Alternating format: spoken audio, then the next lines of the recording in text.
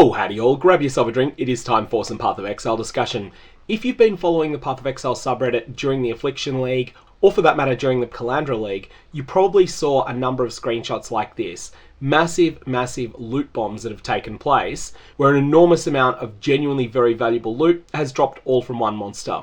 What I want to do here is break down what's going on and give you a bit of a realistic assessment as to how rare these events are, and also what needs to go right in order for them to happen. But firstly, let's remember that the ones that make it to the top of the Path of Exile subreddit are the luckiest ones. What does a more typical loot bomb look like? Well, this screenshot is a more typical Scarab bomb that took place in an unjuiced map, just elk and go, and without anything particularly remarkable going on. This is Scarab bomb where only one of the two rare events that need to come together to get one of the massive Scarab bombs, like the one you see on the right here, has taken place. This is a solo player running without magic find on their gear, and also there's no cherry picking of the most newsworthy, the most exciting drops, the most controversial drops even. This is just what they typically look like. But had the correct second RNG event also occurred simultaneously with this Scarab drop, all of those Gilded Scarabs you see there would have been upgraded to Winged Scarabs, and this would have been a considerably bigger drop. A little bit of the history of the loot bombs. These were introduced in the Kalandra League, and they were much more predictable in that league. Basically, every time you encountered a rare monster that had Innocence as projection, that was able to attack you with the skills of Innocence, that monster would have all of its loot converted into Scarabs. Every time you had a monster that was Lunaris touched, Shikari touched, or one of the other gods, I think it may have been Solaris touched, those gods would always convert their loot into currency. This is very predictable, and it meant that what you wanted to do was get a magic find color specifically when you found one of those monsters, and that would give you a tremendous boost to the amount of loot that you could get. Now, if you're interested in reading the exact text of these changes as they appeared in the 3.20 patch notes, I have burnt them into the video, so you can have a read of them down below, but probably the most important thing is that they were decoupled from the Innocence, Solaris, Lunaris, and Shikari touch monsters, and they were just made an RNG proc that could come up anytime you killed a rare monster. The more dangerous that rare monster was, the more likely it was that you would get it. There's also another one of these Arch-Nemesis loot modifiers that people didn't notice as much in patch 3.19, but it's going to be really important in this video, and that was the old Kitava touched. We'll touch on that one a little bit later. Now, one of the consequences of these 3.20 changes is that certain mechanics that were unable to roll together on the same monster in 3.19 can now roll together. In 3.19, a monster could not simultaneously be Solaris touched and also be Kitava touched. If it was one of these, the other one was banned from rolling. However, in the 3.20 and on system, which still applies today, you could get the loot benefit that was previously associated with being Solaris touched at the same time as getting the loot benefit that was previously associated with being Kitava touched, because they were no longer tied to specific rare monster modifiers. Again, more on that later in the video. That is where the very biggest of these loot bombs have come from. So what is it that needs to go right from an RNG perspective for you to get a loot bomb? When you kill a rare monster, there's a number of potential RNG events that can convert the loot, and the most obvious of these is the one that fractures items. Specifically what it does, every magic or rare item that drops from that monster drops with exactly one of its modifiers fractured. Now, one of these conversions is subtle, but it is very powerful. In the Arch-Nemesis era, this was Kitava touched. Now it's just an RNG outcome. And this is normal items upgrade to magic, magic items upgrade to rare, and rare items upgrade to unique. If you get this conversion on its own from a monster, you might see a big stack of maybe 10, 12, 15, even 20 or 30 unique items. But it's when it combines with one of the other conversions that you get the massive screenshots we saw before, like these. So let's talk firstly about the small Scarab bombs, the ones where you get mostly Gilded and some polished and some winged Scarabs. So the basic Scarab bomb occurs when you roll just one of these monster conversions. And this is the one that data miners tell me is labelled dropped items are converted to Scarabs based on rarity. Now, this mechanic converts scoured items into rusted Scarabs, magic items into polished Scarabs, rare items into Gilded Scarabs, and unique items are the ones that upgrade into winged Scarabs. More monster mods on rare monsters make these more likely, but it's not really something you can control, except by just getting more rare monsters into the maps. Let's start with a minimum juice scenario. Now, if you happen to get this Scarab conversion on a mundane rare monster in just a transmuted map, you can expect to get something like 2 Gilded, 5 polished, and 3 rusted Scarabs. And if you get quite lucky, you'll get a winged Scarab on top of that. But if you get this conversion on a monster with high inherent rarity, for example, a ghosted yellow beast, or even better, a ghosted red beast, then it'll be mostly gilded scarabs with an occasional polished and an occasional winged in there. But we want to know about the big scarab bombs, don't we? These are the ones that are the most exciting. What needs to go right for big scarab bombs? Well, this is where you also need to get the rare dropped items are 1 rarity higher conversion mod. If you get these simultaneously, then all of the rare items that drop upgrade to unique, and then those unique items get converted into winged scarabs. So you get the bonuses of both conversions and they stack together incredibly well. Now both the tier upgrade and the scarab conversion are pretty rare individually, but they're not so rare you never see them. But to get them both together is somewhat of a stars aligned situation. This is not going to be something that you see often at all. So what about currency bombs? Currency bombs are a bit more common than the scarab bombs are, but they're also much more reliant upon the lucky second proc, the +1 rarity tier, in order to become good.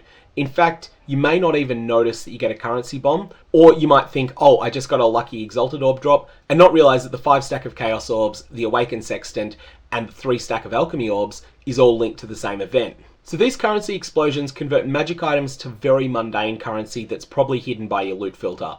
Alterations, transmutes, stuff like that. It converts rares to interesting currency. So this can be Alchemy Orbs if you're unlucky, Chaos Orbs and Regals if you're a bit more lucky, and Awakened Sextant's probably the best thing you can get there.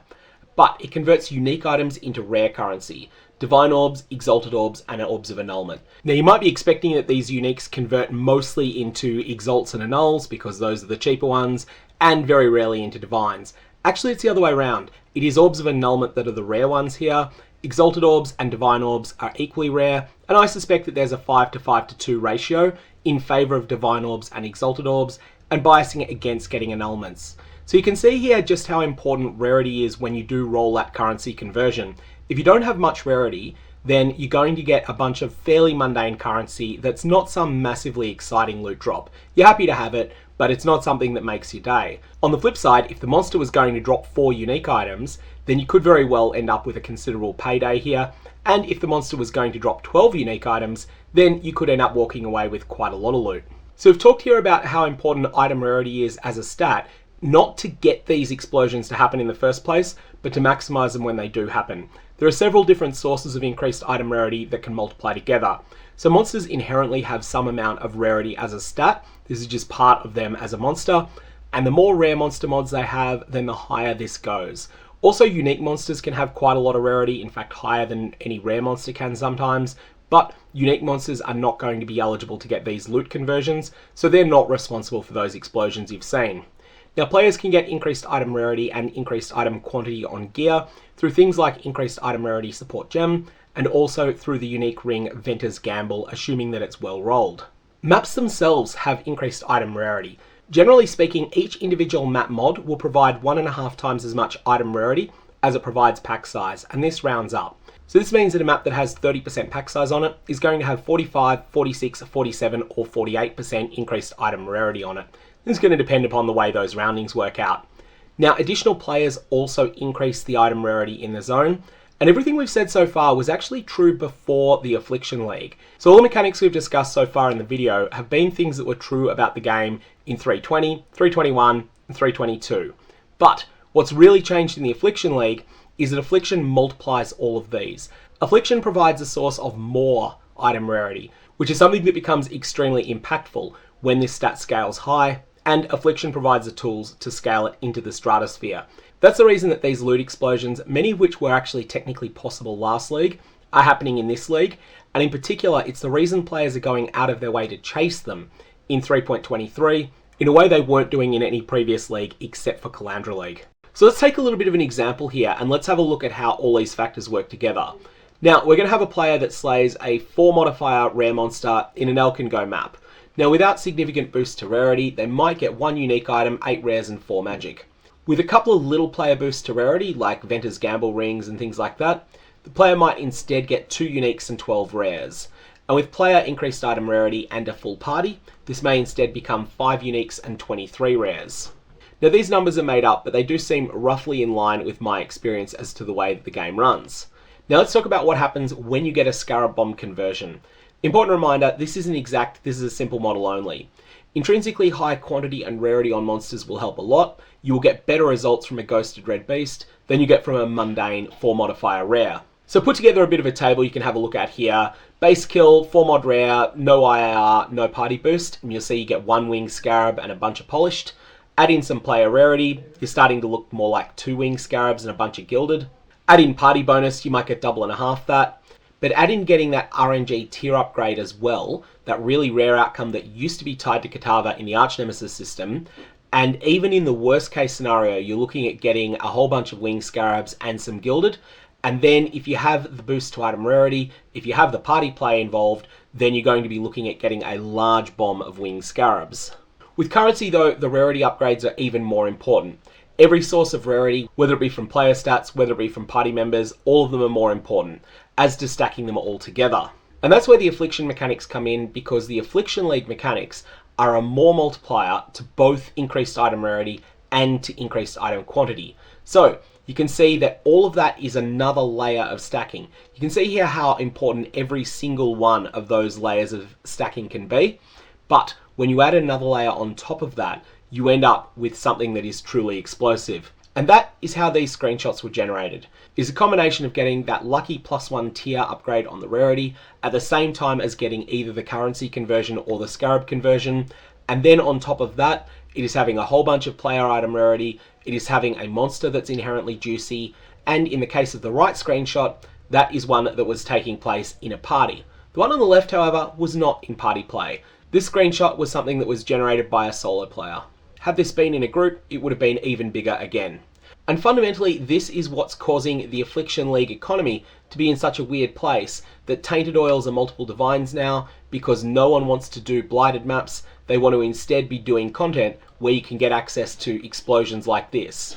It's why Original Sin is now considerably more expensive than Mageblood, because Original Sin requires you to do Sanctum, and as lucrative as Sanctum has been compared to previous League mechanics, doing Sanctum means you're not getting explosions like this, and therefore most players aren't that interested in doing it, and so the relic that lets you attempt a no-hit Sanctum run is much rarer than it otherwise would be, because the players that would be doing the Sanctum farming are instead farming maps and taking advantage of Affliction's incredible rarity and quantity bonuses, chasing these sorts of loot drops. Anyways, I'm going to leave it there. May you get the loot explosions you deserve, and I will see you around.